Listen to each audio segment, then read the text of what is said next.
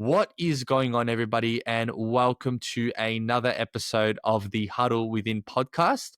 I appreciate you guys once again for listening in wherever you get your podcasts. And if you are new to this podcast, if you have stumbled across it for the first time, welcome to the Huddle. I'd love to have you guys here, and thanks so much for jumping in and giving a chance and listening to this episode as well. I also have a lot more episodes, so feel free to check those out as well. And if you do like the content, feel free to leave a 5-star review. I put out podcasts every single Wednesday, some with guests, some on my own. But again, talking about the deeper meaning of sports and especially sports fandom. And it's with great honor I brought a guest that is in this podcast with me, Greg Finberg, who is a massive Washington Wizards fan like myself. But he actually covers the Washington Wizards on a regular basis. He has his own podcast called the Wizards Podcast. He also writes for the Bullets Forever, which, for those that don't know, the Wizards were formerly called the Washington Bullets, and they have their own kind of media channel where they obviously post articles and stuff. And Greg Finberg posts a lot of articles there. He's a massive Wizards fan. His family was born and raised there. He kind of talks about his journey being a Washington Wizards fan, and we also incorporate how our sport fandom connects to our real life as well. So it's a really good listen. Thanks so much for Greg to jump on this podcast as well. It's awesome that he was able to, kind of share his knowledge to a whole new different audience that he probably is used to. But again, still going into those deeper meaning connections and into the depths of sport, which is what we love to do on this podcast as well. Again, I always appreciate everyone's kind of opinions and their reviews and everything and anything they recommend for me to do. So if you do like guests like Greg Finberg, this is kind of the first fan that we've had on that has a bit of a social media following and also covers the team or his favorite teams on a regular basis too. So if you do enjoy this content as well, feel free to leave a review or any feedback possible. Again, I'm in the search of trying to find as many guests as I can, get as many people on the pod as possible. That way we have multiple opinions and views. But again, still look out for my solo episodes where I go into my opinions and depths on the deeper side of sports. But without giving you too much on that, I think we can get stuck into it right away. So please enjoy this one. And again, don't forget to leave your thoughts. Welcome to the Huddle Within podcast, where we go beyond the surface to uncover the real impact of sports on our lives, whether it's lessons of resilience, the passion that fuels us, or the stories that connect us all. This is where the game gets personal. I am Daniel, a regular sports fan just like you, and together we'll explore what sports truly means beyond the surface. So step right into the huddle and let's get into it.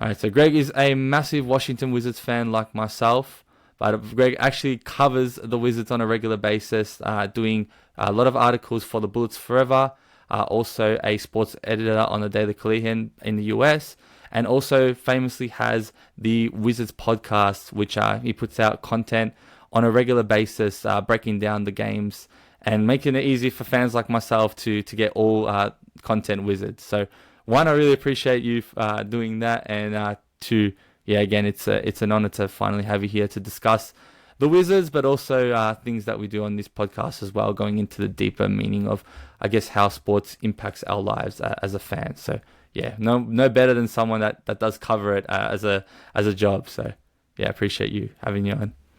Yeah, thanks, Dan. I appreciate it. I'm really excited to record this one.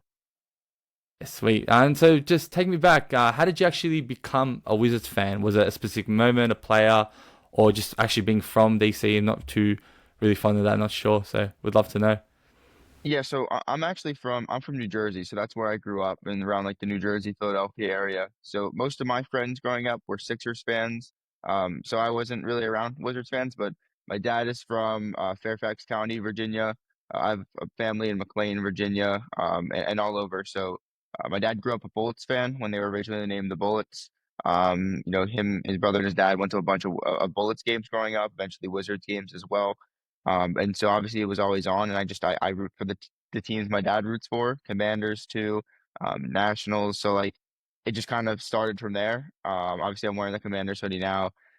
So it's been tough. Obviously, being a Wizards fan, like they haven't been great, apart from a couple years, but I'm loyal. I enjoy. I honestly I enjoy the lower times of being a fan as much as I do the higher times because it's fun in a weird way for me. I know a lot of fans would probably leave, but I just kind of enjoy the grind and I enjoy the fact that they're slowly building. I enjoy the smaller victories. So that's been the fun part, I guess, about even though they're not that great, I still enjoy it. But in terms of how I started being a fan, my dad's always been a fan. I just root for his team. So Yeah. Well, I'm glad you decided to choose the Wizards, not go for Philly. I've always had a lot yeah. of things to say about Philadelphia 76ers. You might hmm know Ben Simmons, who obviously is hmm Australian and played for the 76ers and has been a part of, I guess, a lot of controversial moments there and also like their hmm play on the process and whatnot. But yeah, it's awesome that you follow kind of your dad. It's like this team at the back here as an Australian football team, Collingwood. My dad supports them, so he kind of brought me into that. hmm Whereas most of the other sports, I picked up learning myself, and I think my like fandom to the Wizards was pretty random. It was just one day I actually never really supported the NBA because obviously like AFL Australian football was a thing, and it being in America, we didn't really have much coverage unless you had like a paid service to watch the games. I decided just to find a team and go for them. Obviously, you had like the Lakers and you knew Kobe and Michael Jordan, all those things, but you never really like I never really got into it at that point. But then I just thought if I'm gonna get into it, I'm not gonna support a big market or generic team. So I came across the Washington Wizards and I just started laughing because of the name. I don't know why, but just because of the double W's, Washington Wizards, and then picked up some John Wall highlights and then instantly fell in love with his game. So you're probably fond of John Wall as well. And when you talk about hmm the years that we were successful, it was definitely when he was around. So I got a bit lucky, managed to see a few years of the Wizards doing so well, and now yeah, we've been enjoying a lot of pain, especially this year. But I love to say like when you talk about the suffering, I have personally been wanting us to go to this point. I feel like we need to go to where we need to be in order to be better because I feel like we've been stuck so many years in kind of that mid tier range, especially with like Bill and Porzingis and that run. So yeah, just take me through. I guess when you say we're going through the suffering now, you did mention that it makes you feel. Obviously, we have to go through it to be better, but like, how are you finding that when it's actually probably not as it's bad, but probably worse than we thought, being probably the worst team in the NBA at the moment. Yeah, I mean, you had all those years, right? Like 2016, 17, that's kind of the peak of the John Wall, Bradley Beal era. Game seven, second round, nearly make your first conference final since 78, 79 when you won your only championship. And then, it's all downhill from there. You have John Wall who tears his ACL, has a bone spurs. He's out for pretty much a 2 year stretch. While Bradley Beal is one of the best players in the NBA, and they just really couldn't align.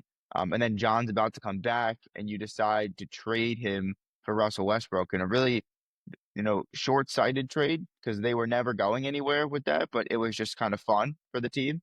And so obviously they made the playoffs, but it was always this mediocrity where they're picking in the back end of the lottery. I mean, they had the ninth pick 2 out of 3 years. I mean, they took Denny Avdi in nine, they took Rui Hachimura in nine, and they have 10. They take Johnny Davis, who's not even in the league anymore because it was such a bad pick. Corey Kispert was the 15th pick. So you have all these like late lottery and like right after the lottery picks, and you can't really, unless you get a Giannis there, like you can't really improve your team. You need to be in the beginning of the lottery. And the Wizards were just kind of floating in this mediocrity. And that's the worst part to be. I mean, you see the Atlanta Hawks are doing it right now. The Raptors were doing it for a bit after they won the championship. The Bulls have been doing it for years now. And it's just the worst place to be in the league. So sometimes you got to go backwards to move forward. I really like 100%. that saying, and that's where the Wizards were. It's we aren't getting anywhere. We have the guy with Bradley Beal who has the worst contract in the NBA, possibly in NBA history. You have Porzingis who doesn't really see himself being here, and you can't afford him. You got to extend Kyle Kuzma, and you were just missed the playoffs with this team. So you have to blow it up, and the new front office coming in was big because Tommy Shepard kind of dug himself in too deep. And so you have them come in, you trade off Beal, get whatever you can for him and Porzingis. Eventually you trade Kuzma, and you're just tanking. The team doesn't like to call it tanking; they like to call it like retooling, but they're tanking pretty Yeah, clearly. it's very obvious, especially Yeah, recently. recently, yeah. But at the Yeah. same time, like while these years suck, it's necessary. And I think honestly, like after this year, depending on it's all depend on the draft. If they get the top pick, like they could be in the playoffs next year. If they don't and they get the fifth pick, it could be another year of this really losing.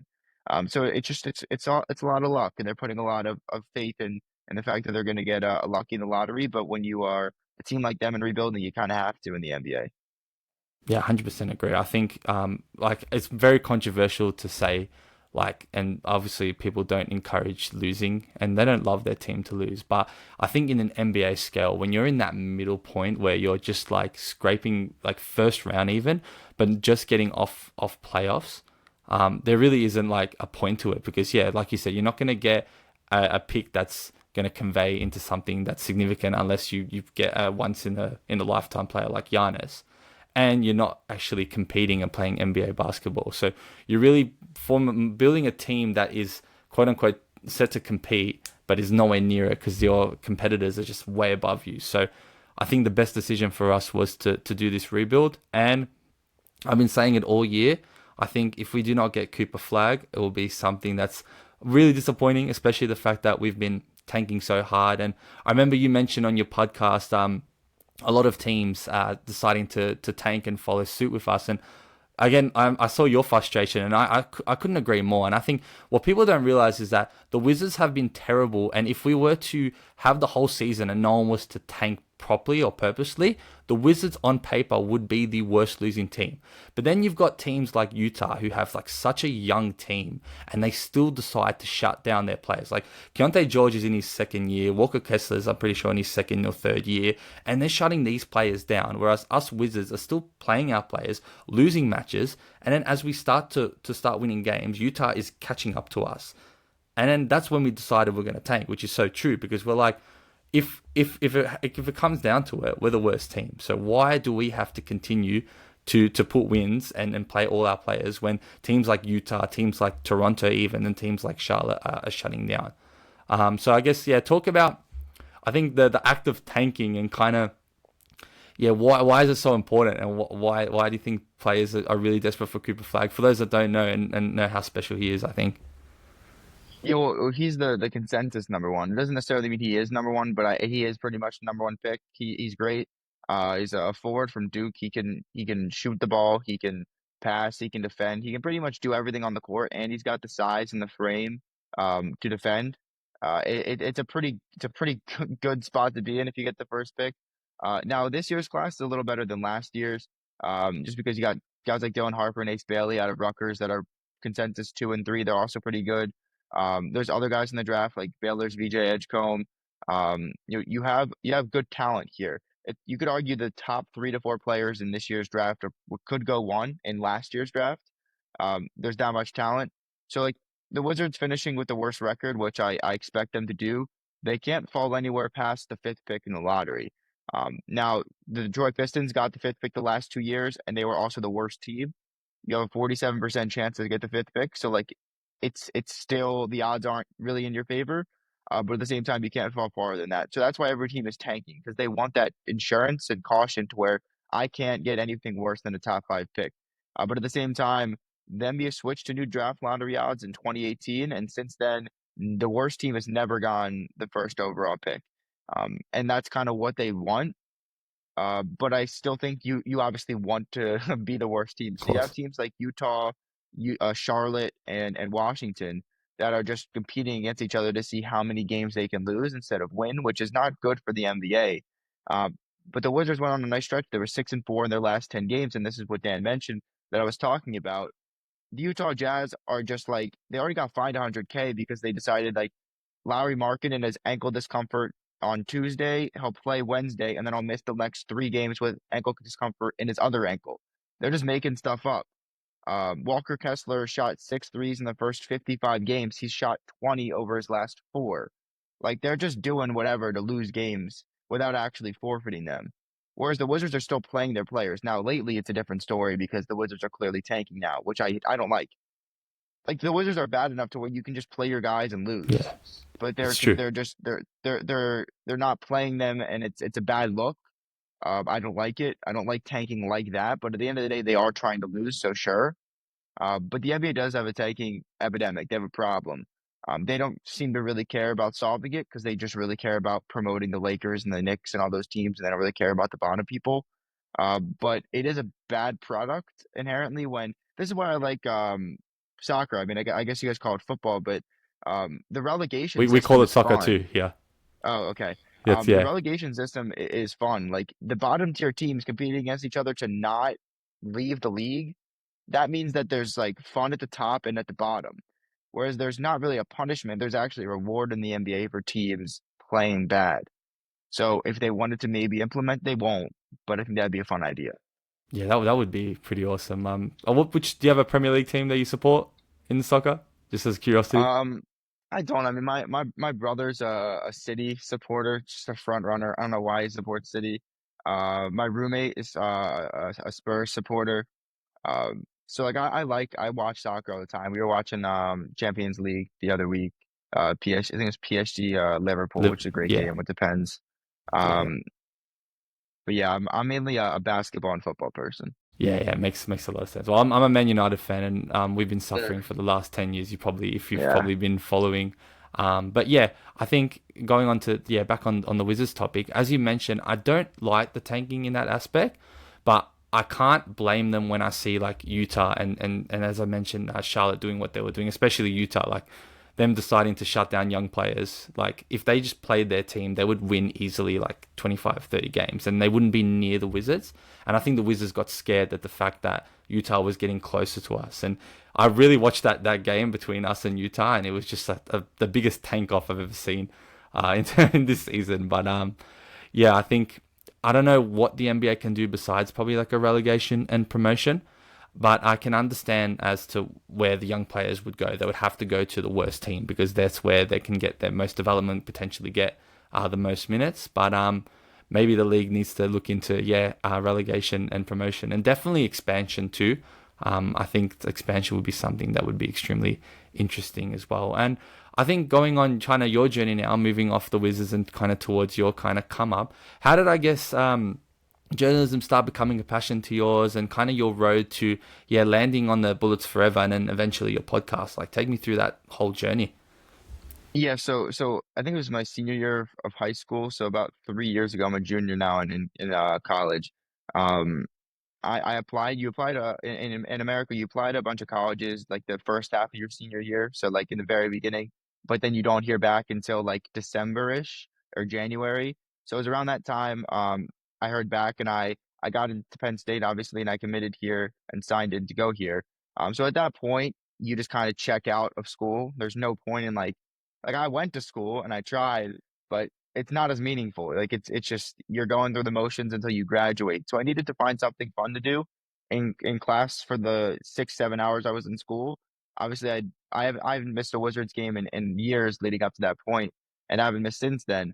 Uh, but I obviously when you go to college, you start thinking about what do I want to do, and I was like, I kind of want to do journalism. A big thing in journalism is obviously social media, and growing that. So I just started. I downloaded Twitter. I started posting my thoughts on the team, commenting on other people, Wizards fans that I'd followed, commenting on their stuff, became kind of friends with those people. And then it kind of just grew from that point on. I think a lot of people liked what I was saying, liked that I was plugged into the team. It wasn't me really like you see nowadays a lot of social media people trying to like gain followers or get clicks and stuff. I was just tweeting my thoughts. Like I thought, the Wizards shouldn't have moved on from Anseth's pass sneaks. Like, no, you're not gonna get like anybody who probably even knows who that is. So I think a lot of people were probably gravitated to the fact that like I knew my stuff. And I was passionate about it, but I think the consistency is the main thing because I just every game I was there and tweeting. In a season that was kind of dull and most fans were checked out because the team was terrible. So I just kept going at it, and then all throughout my freshman year of college, I started my site called Wizards Wave. So I just once a week, every Wednesday, put out an article about whatever was newsworthy for the team. And once I started doing that, I got into the journalism aspect of it. I was kind of drawn to that. And obviously, I'm a journalism major here, so most of my classes are journalism classes. So that's been cool to learn journalism while also doing the wizard stuff and learning as I go. So I just kind of started doing that. all throughout college. So freshman year, I started the site. Sophomore year, I started my podcast, which has been really fun. Probably the most rewarding part because it's just fun to talk about the Wizards. And Yeah, it's so cool that people actually listen to me. I love it. Um, Thank you, I appreciate Yeah. it. So started that my sophomore year, and I've been doing that ever since. Started working for Bolts Forever at the end of my freshman year, and I've been there for basically 2 years since. It's been the greatest. I get to go to Wizards games like in person and cover the team. I get to write about the team, so that's been great too. And it's kind of been this parlaying all of this together into where I am at now. So it's been a really fun journey so far.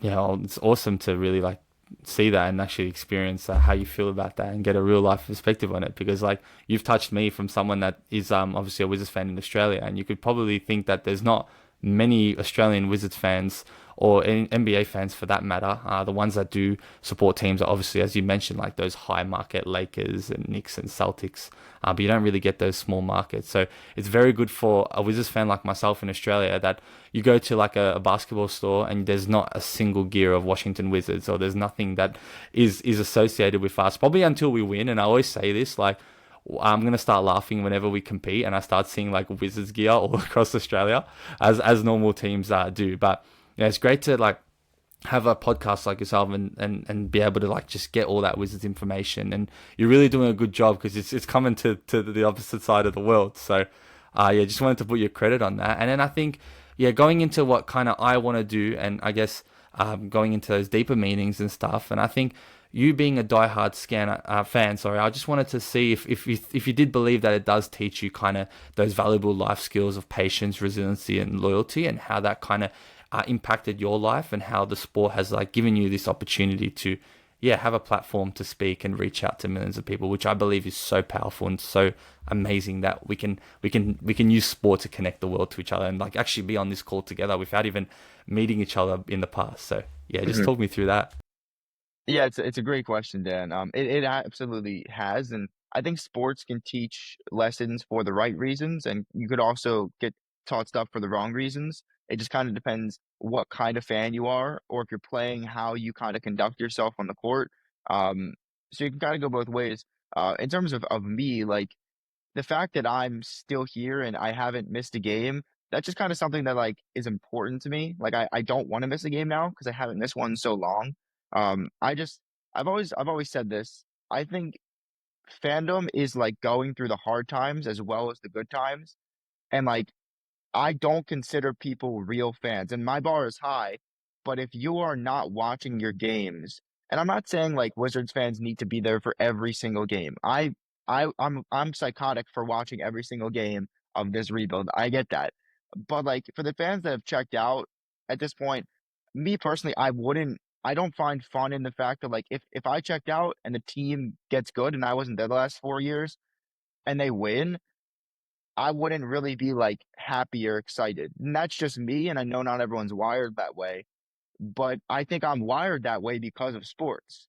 I'm wired that way because I know that for the Commanders this year, I was so happy, and I don't think I would have been that happy if I hadn't watched my first 20 years of my life and never seen a playoff win. So that's why I was happy. And I kind of take that into life, into school as well. Like I never miss class because I just like being there. I like knowing the information that was told to me. I like being I'm always on time for Wizards games, so I like being on time for anything else in my life. It just kind of it parlays, like you said, into other things. And I don't get it. I've never understood fans that don't watch when the team's bad and then come over when the team's good. Do you actually find joy in that? Like, are you actually happy, or are you just like pretending that you suffered and endured all those years? The perfect example, the Sixers started tanking in the NBA. And I know for a fact that none of my friends were watching Sixers games because I'd be at their house when the Sixers would be on, and never was it on. They didn't care. But you better believe when I was over there when they were good, it was always on. And so I don't get it, and that's just me. But I think that when you are there for the worst times, it makes it way better when you're there for the good times. And so that's obviously definitely, like you said, parlayed into how I conduct myself in real life too. Yeah, 100%, 100% agree with you. Like you hit the nail on, or the hammer on the nail there, to be honest, because Like honestly, when you go through those hard times and eventually you don't know when they're going to win like a championship or even like a playoff game. And you saw that with the Washington Commanders. And I mentioned the tie-ins with rookies of Cooper Flag and Jalen Daniels. You can see the Saints fan in the back there. But yeah, Jalen Daniels coming there and literally just changing the whole franchise, and you guys getting your playoff win, and you guys are looking really good for next season too. But yeah, I digress. Being able to understand and go through those tough times makes the good times better. And I think that's like the problem with humans. I think when you look at everything that people see and take in content, they just want that instant gratification. I don't think everyone wants to go through the hard times and grind those results. And I think with sports, because you're not really in control of the performances and how your team goes. When you jump on late, no one really notices. So you can just act like you've been through the journey the whole time. And I think that's where it comes into life, where when we struggle and we go through things, we really struggle to go through and suffer and go through the hard times to look at the other side of the light. So I feel like if people were to prevail through that, then obviously they'll see success, they'll see rewards, and they'll feel better. But I think it just comes to a point where I know it might be really deep, but it's really hard for people to take anything good in their lives. So what's going on at the moment, people go through hard stuff and everything. And I think when they see a sport team win and they jump on, that's probably what makes them feel good. And that's why they jump on late. But again, going back, I think if you go through the suffering and then you prevail and you come out of it, you do become better and you feel better and you kind of start motivating and you become like, I guess, able to, yeah, face bigger challenges, go through bigger holes and everything. And I think being a sporting fan kind of is the same thing. Like when you win, you feel like you've been part of that. You feel like you've gone through the journey with them and you can celebrate that better. So eventually when the Wizards make the Eastern Conference Finals, which is probably where I think we'll all be extremely happy, is where we can feel those rewards. And one of my best friends is actually a Timberwolves fan. We've got a podcast actually discussing in the future about why losing teams are fun and what's the benefits of being part of a losing team.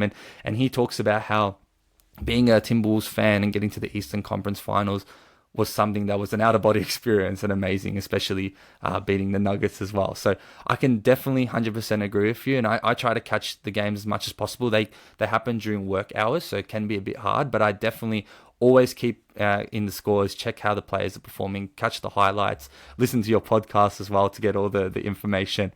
And to be honest, I find this fun. I find watching the Wizards right now, or even keeping up with them, extremely fun because you don't know where this team's going to go. It's young, it's exciting. They're just trying to get an identity. You've got players, 3 rookies playing significant minutes, and you can kind of see how they've developed over the year, and you can see there's some potential there. And then potentially adding in a top 5 pick, hopefully Cooper Flag, into that mix is going to be something unbelievable. So extremely keen for that. And I think going on to my next question, in sense of just as we've been talking about kind of the deep of part of life and everything, is there like any more like strong emotional connections where we can kind of feel from sport that we don't get in our everyday lives, if that makes sense? Yeah, I mean, there's so much stresses in terms of no matter like what job you do, even if you're in like school, there's a lot going on. It's nice to just like kind of unwind and watch your team. For the Wiz, it's been a little different for me because I wouldn't consider it a job, but obviously like I can't just like have it on in the background while I'm doing other things. I have to be focused on it. Obviously I have to know my stuff. I have to watch the games. I have to live tweet the games. A lot of times I have to either stream the games or record or like write about them. So I can't like turn off, but it's a nice like unwinding part for me. You have a long day. For me, classes and other stuff, and for other people, work or whatever you have going on. So it's nice to have that kind of staple or consistency that I know every like 1 to 2 days, I'm gonna be able to watch the Wiz, no matter how bad they are. It's just kind of like a people have their comfort shows, I guess. This is kind of my comfort show. I like watching them. I like watching the team. It's a consistent part of like my nightly routine, just watching the team or watching NBA or other stuff like that. So it's nice for me to kind of have something else in my life. I feel like um, you can get very caught up in work and very caught up in other activities. You have to have other things that you also focus on.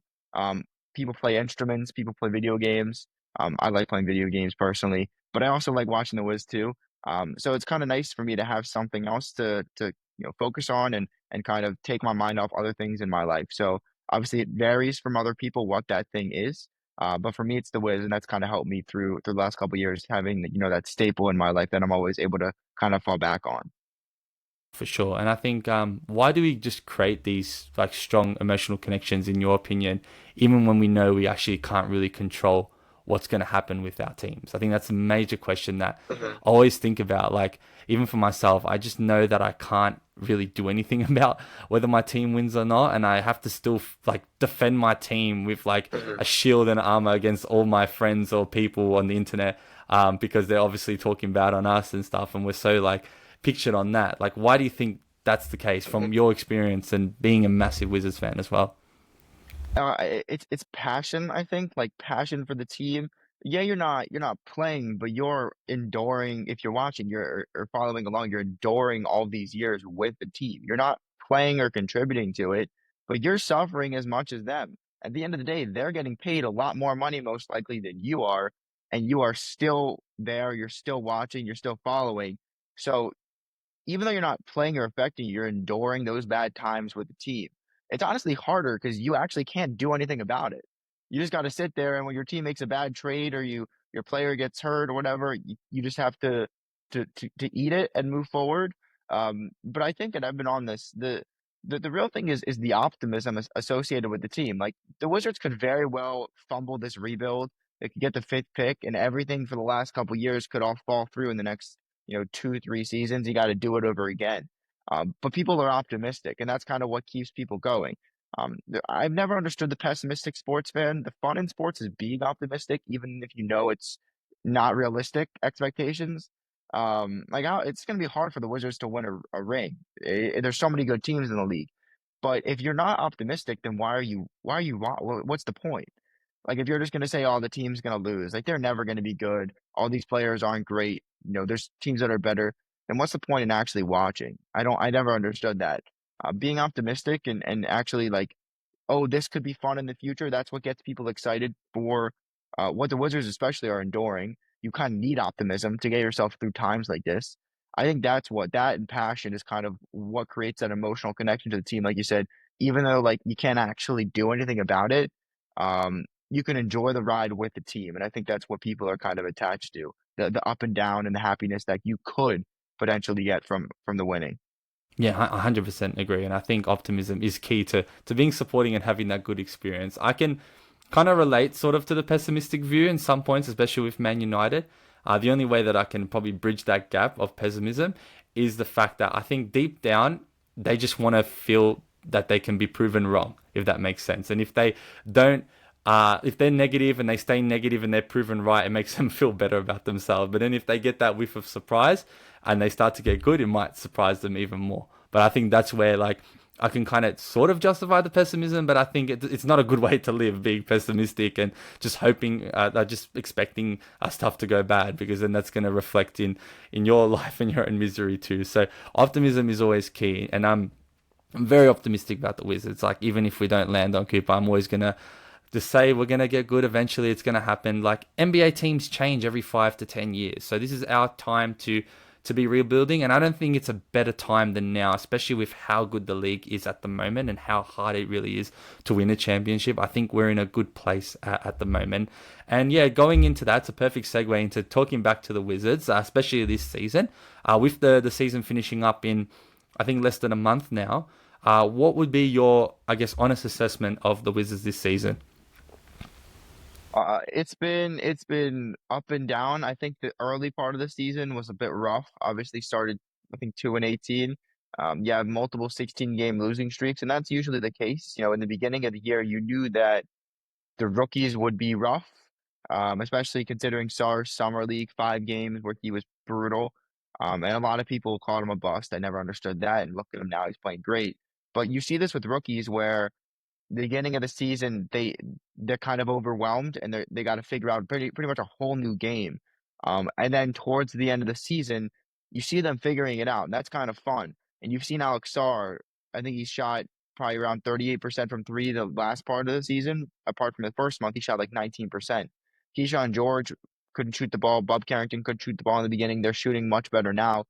They're leading the Wizards to wins at Detroit, at Denver. Um, and it's fun because all three rookies, you don't necessarily see that where they all play right away, but they lead in I'm pretty sure they're the top three in rookie minutes, all three of them. And it's fun when that happens. So you've seen Alex Sarries in the of the year conversation. Great defender, has proven he can shoot the three ball. I think he's averaging 22 and 6 on 47, 47, 82 splits over his last 5 games, which is phenomenal. Bub Carrington's lethal from the mid range. He's shown that he can stretch the floor with the three ball. He's a solid defender, so he's been fun to watch. And then Keyshawn George has arguably been the most surprising, I guess. 3-and-D guy that you drafted, but he's been a lot more than that. He brings some physicality. He's been the best defender, I think, on the Wizards all season. Um, I think there was a stat that I posted: rookies with 100 threes made, 50 blocks, and 60 steals in the rookie year. And it was George, Shane Battier, Wemby, and Jason Tatum, which is pretty good company. So Keyshawn's been phenomenal. So that's been good. Obviously, the rookies are the most important thing. Block Coulibaly year 2 was solid. Shooting numbers were down, which isn't good, but everything else, playmaking, shot making, shot creating, defense, that was all up. So that's nice to see. And then they made great trades. When you're a team like the Wizards, you have to make good trades on the margins. They acquired Memphis's first round pick this season, top 14 protected, but that'll convey, so they'll get another first round pick. They acquired Philadelphia's one of the first rounds that they own, so they got another first round pick in 2026. And all that for not really trading anything other than Kyle Kuzma. And they also brought in AJ Johnson, who's a rookie this year, and he's been great, averaging 10 and 4 over the last couple of games on good shooting. So they have their core. They are missing the guy. You need an SGA, you need a Cade Cunningham, you need a Paolo Banchero to kind of elevate teams like Orlando and Detroit and OKC. The Wizards, I don't think, have that guy on their team yet. And I think this draft is where they can get one, but you got to be in that top three because I don't know if apart from that, you have that many people that can elevate your franchise. So they put all their eggs in the basket, trading Denny Avdia, trying to be the worst team that they could possibly be. It's a very risky move considering how well he's playing in Portland, but they need the first pick. They need the second, honestly, or third pick, but you need a top guy. And so I think the way the rebuild's gone, you're the worst team in the league. You set yourself up pretty well for that. You just kind of got to get a little bit lucky. You see it with Orlando and Detroit. Orlando made the playoffs last year. Detroit's going to make it this year. One guy can kind of change it all. And so the Wizards just got to get lucky when May comes around. But they've had a pretty good tanking season, I'd say. I think we're both thinking of that player. I think it's been in our heads for a long time. It's been in my head for even before last year when we did start this rebuild. Because even when we did officially tear up the team last year, I thought we are going to be building up for this year's draft, and it was a bit of a surprise to get Alex Sarr this year. And I think people forget to realize as well and mention that they were hating on him on his offense, but when he first got into the league, his defense already showed out. He already showed he could be an elite defender, and this is his first 15 games showing that. And now the fact that he's developed his shooting, it just seems like it's going to continue going up and up. And he had a few games in Australia too, so he was playing here for Perth, and he dominated the league here. So he's got that kind of professional atmosphere, that experience, being able to play with older players as well. And then finding that French connection with Bilal, who I think, yes, his shooting has gone down, but I feel like he's had to take more shots and kind of have more responsibility on the offensive load, has kind of impacted that. But again, I think his defense is top tier as well, really elite defender, and I think something for the future. And Keyshawn George, these rookies, what I love about the three rookies is they're just three completely different rookies in the way they play. And if they become to the peak that they should be, or not they should be, or they're their expectation, the best of their abilities, we're going to have an elite rim shooter, 3-and-D, rim protector. We're going to have an elite 3-and-D in Keyshawn George, and we're going to have an elite point guard that is going to be able to dictate, play two ways, and hopefully bump up his three-point shooting. But if he's efficient in the mid-range, we're going to have three different types of players in that elite. And then if you add a player like Cooper Flagg on top of our second year in Bilal, who's another elite defender, this team can really go places. And to me, talking about it just makes me overthink about the future and makes me super excited, because I think if this team can click and we get that player, I think we can really cause a big problem in this league. And it's going to take a lot of things to go our way. We're going to have to get lucky in this draft. We're going to have to see developments in their second season. Obviously, their first season, they had the time and the experience to do that. Next season, they'll need to improve on this. So it's going to be a lot of things that we need to consider for next season. But again, I think a very expected season in sense of our performances, but also I think we should be proud of that as well. And I have to mention the veterans that we've picked up in Marcus Smart and Middleton have made an instant impact. And I also always talk about this, like we have episodes on like the role players and big impact players. I think Anthony Gill does not get talked about enough on his impact in the team. And I want to talk about him for a sec because I feel like he doesn't get a lot of love from the Wizards. But basically, you obviously covering the Wizards on a regular basis. How do you feel Anthony Gill has kind of helped our team being on the outside looking in? I mean, he's an older player on a rebuilding team, and they've pretty much cleaned house. But he's the longest tenured Wizard, and he's just continued to stick around. And from all accounts, everything I've heard about him is he's just the best person, the nicest guy, to everybody, to players, to staff, to stadium workers, to fans. I mean, I've been to a couple Wizards games, like in person covering them. I don't know if he does this every game, but he'll like run on like down the row courtside seats before he warms up and just like shake hands with everyone and talk to them. Um, not just like for a minute, but for a while. Um, and so clearly he's a good vet. Apparently he's first person in practice, last person to leave. He's always working on stuff with people, what they want to work on for the game. He'll rebound for them. So like he's the consummate teammate, and you kind of need someone like that. I mean, you saw Udonis Haslam. It's not the same with the Heat. The Pacers signed James Johnson because they needed a veteran. So that's kind of the Wizards veteran to kind of show everybody this you're a pro, and I'm here. I'm not even playing. So it speaks volumes to the fact that he stuck around as an older guy on a rebuilding team. When he really doesn't play much. Like he played last night or 2 nights ago against the Knicks. Um, wasn't particularly great. He's not particularly the best player in the world, but that's not why he's on the team. So it's pretty impressive that he's kind of molded this NBA career. He's been there now 4 years, I believe. And obviously he got here because he's a good player, and he's still a good player. But the fact that he stuck around all this time, it kind of speaks volumes to his character. And again, I wouldn't be surprised if he's here next year too, because everyone just likes him. He's good for locker room vibes and for morale and all that. So, shout out to Anthony Gill. He's built a really good NBA career for himself.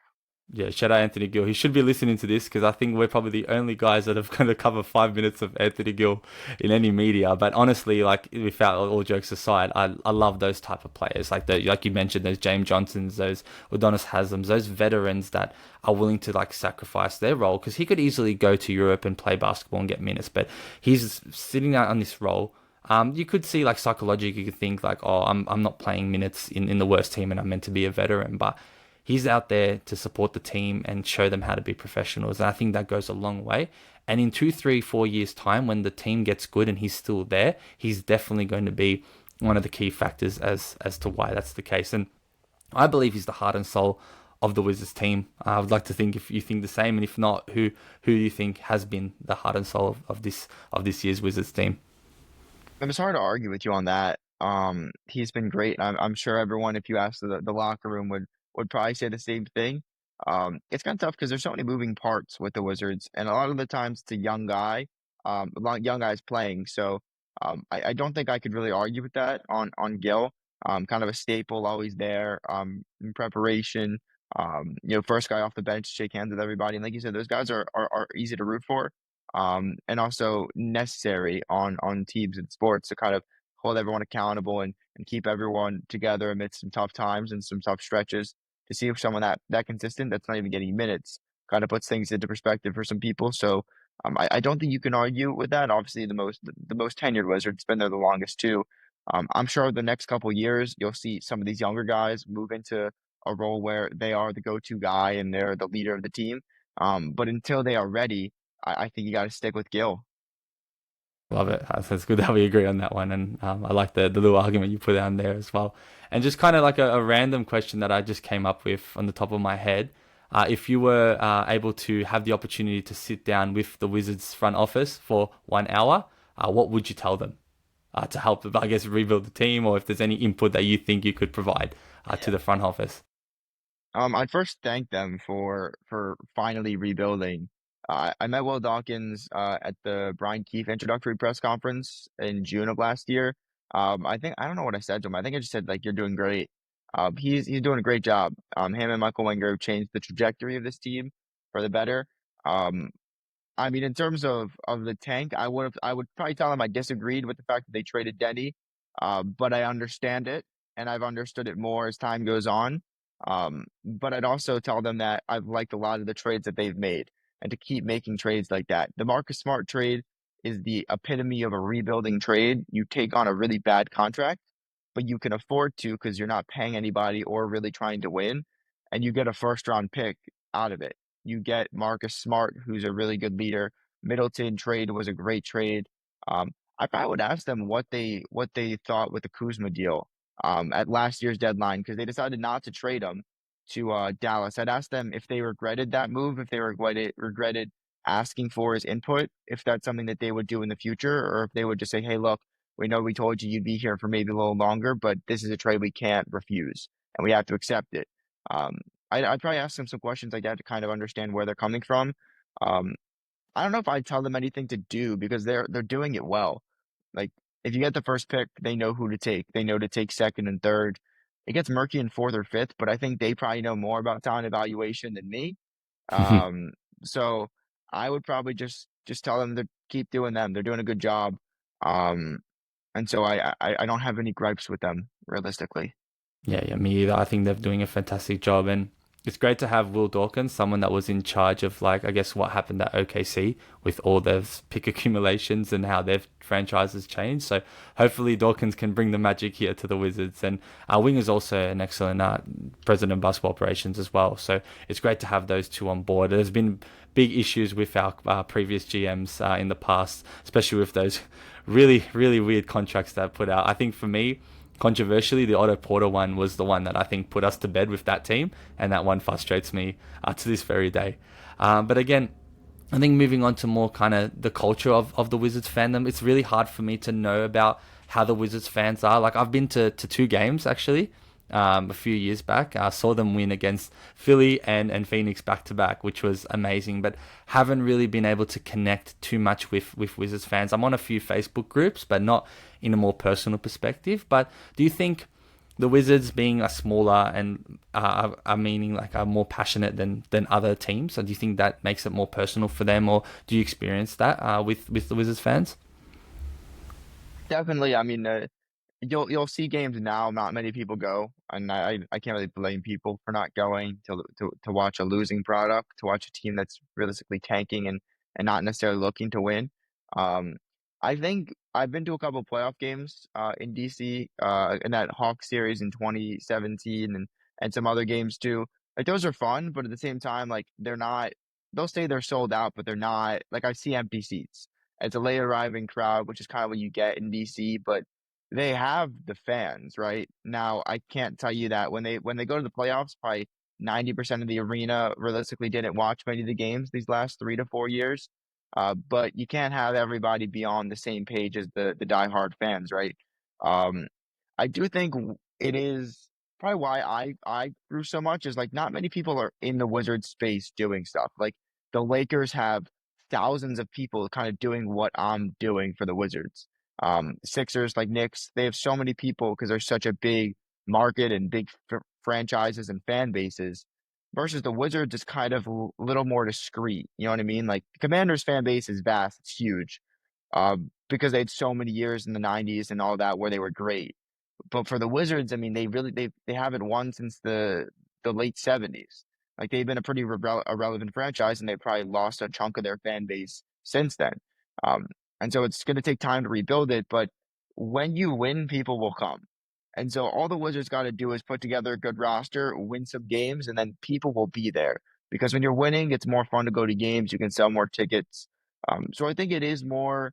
I think Wizards fans can relate to each other in the fact that like they don't that no one covers the team realistically from the national media. They're kind of relatively irrelevant team in people's eyes, and I think Wizards fans some kind of like that. You know, it's more of a close knit community of people that are kind of enduring this rebuild together. And so when the team does get good, yeah, a lot of people are going to jump on the bandwagon. But the fact that those people are kind of going through it together, I think that like that's what you're kind of pointing at. It makes it a little bit more meaningful in that regard.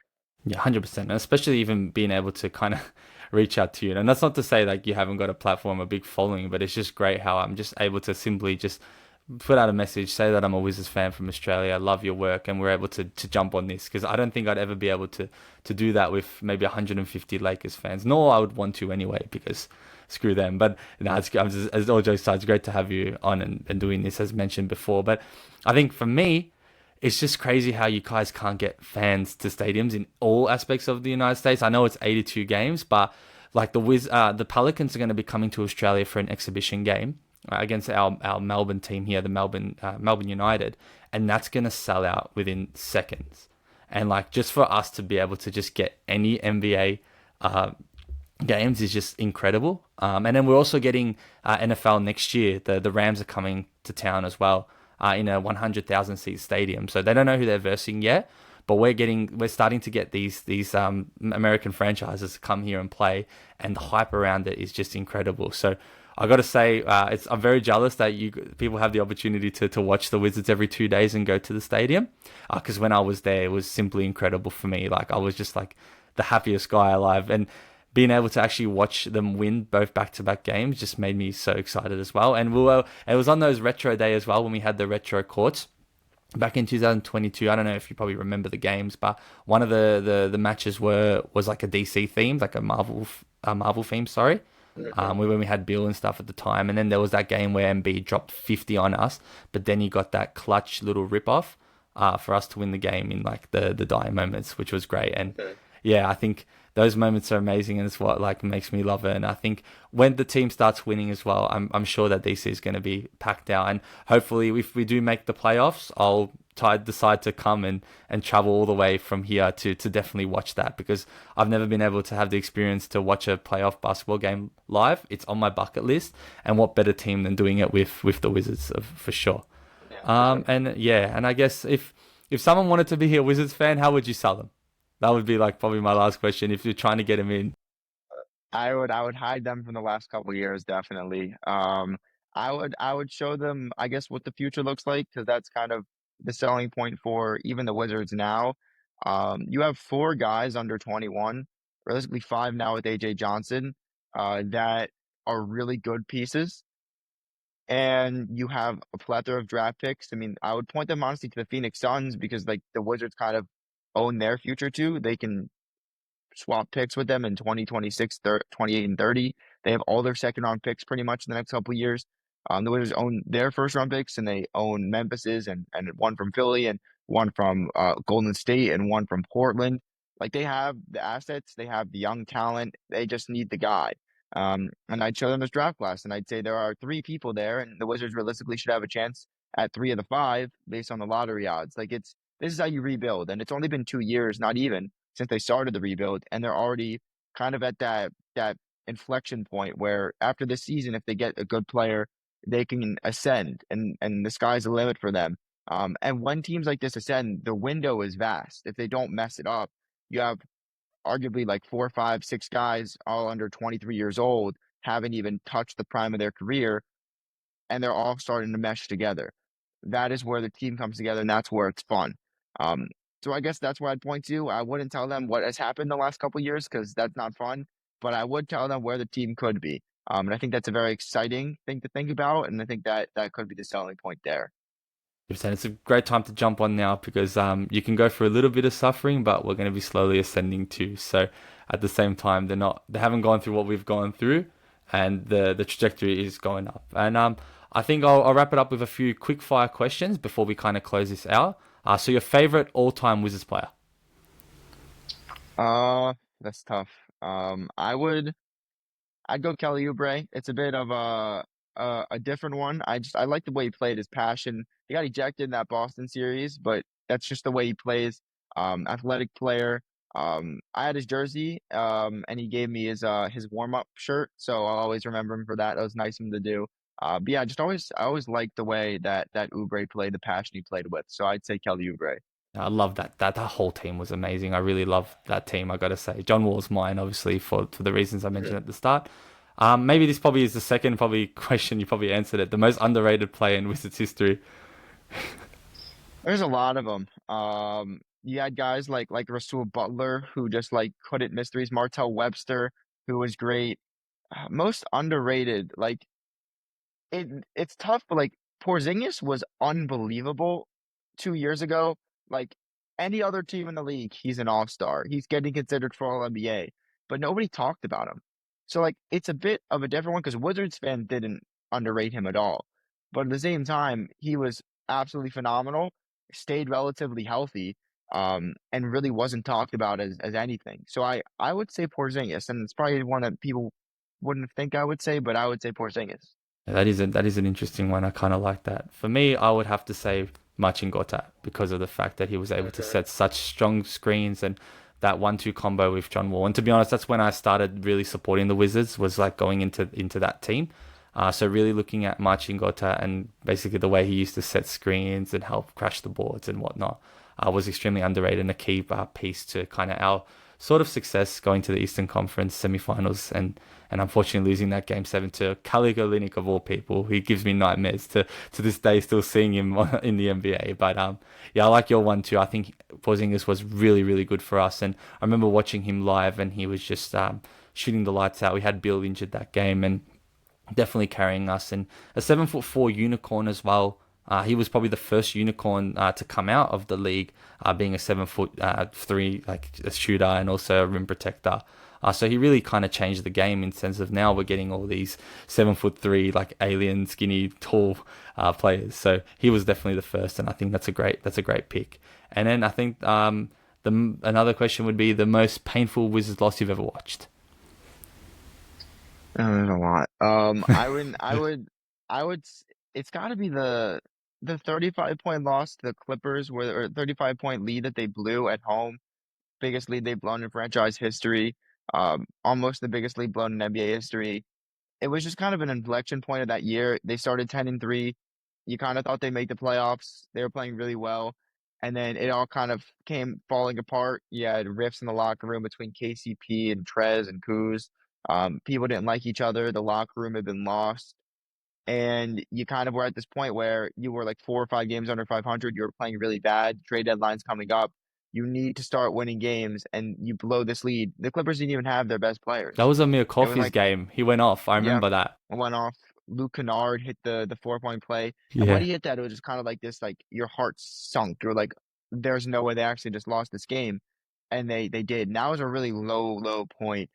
Um, I wouldn't even consider the Game 7 loss to Boston. That was the most painful loss, but they played well. Like they had that game. So that was what was painful about it is like they had Game 7.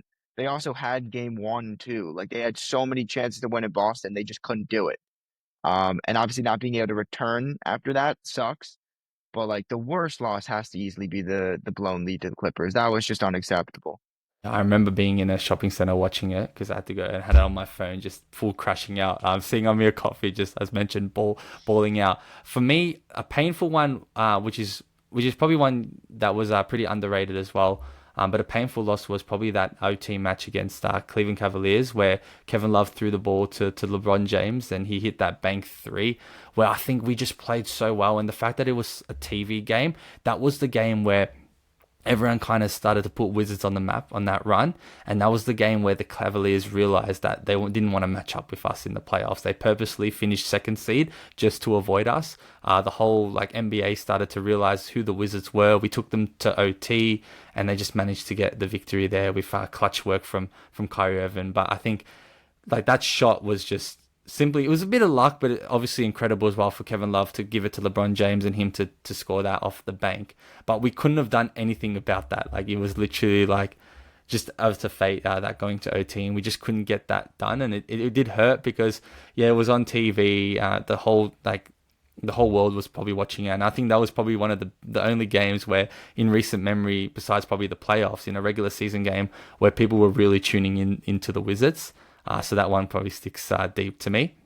And then I think the last quick fire question would be if you could bring one former Wizards player in their prime, who would it be? Especially in this team, it's interesting because we got a really rebuilding team right now. So who do you think would fit perfect into this bunch? It's gotta be John Wall. Like the Wizards have Poole, but they need a facilitator. They need a go-to guy. They have pieces around them. They have lob threats. They have defenders. They have three-point shooters. They kind of need somebody to run the show. And who better than the best? I mean, I don't know if you could say he's the best player in franchise history because you have Wes Unseld and you have Elvin Hayes, and they won championship. But he was so good. He was so phenomenal. So fun to watch too. Really brought basketball back to DC, made it fun again. And I think he perfectly fits. I think this team has Poole, but they still need a lead guard. They still need a go-to guy. Two-way player as well. John's the best shot blocking guard in NBA history. So who better than John Wall? Not 100% agree. Well, John Wall's the reason why I'm probably a massive Wizards fan to this day. I'm in love with his game, and I think that run that he had, well, he'd be arguably one of the best point guards in the NBA there. And I think back in those days, yeah, obviously those two were a lot better than he was. Looking at the fact that he won championship, but definitely in the modern era and most recently, he would have to be one of the best players to ever grace the Wizards jersey for sure. And yeah, he's just so athletic, like just the spin moves, the dunk contest champion, super athletic, clutch in the three. That game 6-3 against the Boston Celtics will forever be in my mind for one of the best playoff moments as a Wizards fan. So he's brought a lot to us, and yeah, I'm just so unfortunate that he copped two big injuries with his heel and his Achilles, and he wasn't able to kind of come and finish, I guess, that story. But again, if he was here, I think we'd be a big problem. But just to wrap it up, yeah, at the end of the day, sports is about connection, passion, and belonging, despite whether we win or lose. So what's, I think, the one thing that you wish more people understood about being a lifelong Wizards fan, or a fan that goes through like the hard times and suffering? I think I would tell them it's worth it. Like I think to me it makes it more fun when you go through the tough times to come back out on the other side, and kind of okay, we were there, but now we're here, and it kind of like you said parlays into real life. You're gonna face obviously tough times too, but when you stick it out as opposed to jumping ship and just going to whatever's easiest, that kind of builds character. And so I think that's been my biggest takeaway from my years as a sports fan. Obviously, it's been helpful that my teams are always bad, and that's kind of why I'm here. But at the same time, that's kind of created that character and created that, you know, want to stick around no matter how bad I guess it gets because I know it always get better. So And where, I guess, people can follow you and stay engaged with all your Wizards takes as well. Where should yeah. we see all that? Well, first, make sure you're listening to Dan's podcast. It's great. Other than that, you can follow me on Twitter. It's just at Greg Finberg on there. Live tweet Wizards games, do a bunch of stuff. That bulletsforeveraswell.com. That's where you should find your Wizard stuff. Best Wizard site out there. Have a lot of passionate writers that watch the games, cover the team, and will give you their analysis and breakdown. So be sure to follow us there. Then the Wizards podcast, like Dan mentioned at the beginning of the show, it's on Apple, Spotify, and some other things, I think. Uh, Wherever you get your podcast. But yeah, I usually upload that once a week, twice if it's a big trade deadline, or draft and stuff like that. But fun show. Just usually me. I don't have many guests, but I just talk about the team. I like talking about the team. I like keeping people informed about what's going on. So yeah, you can follow me on those avenues. But yeah. I'll definitely link those all in the description below. But Greg, thank you. This has been an incredible conversation. Nice to actually meet you as well. And thank you for sharing your journey into Wizards fandom. It actually feels so good to speak to a Wizards fan that's actually so much more educated than I am.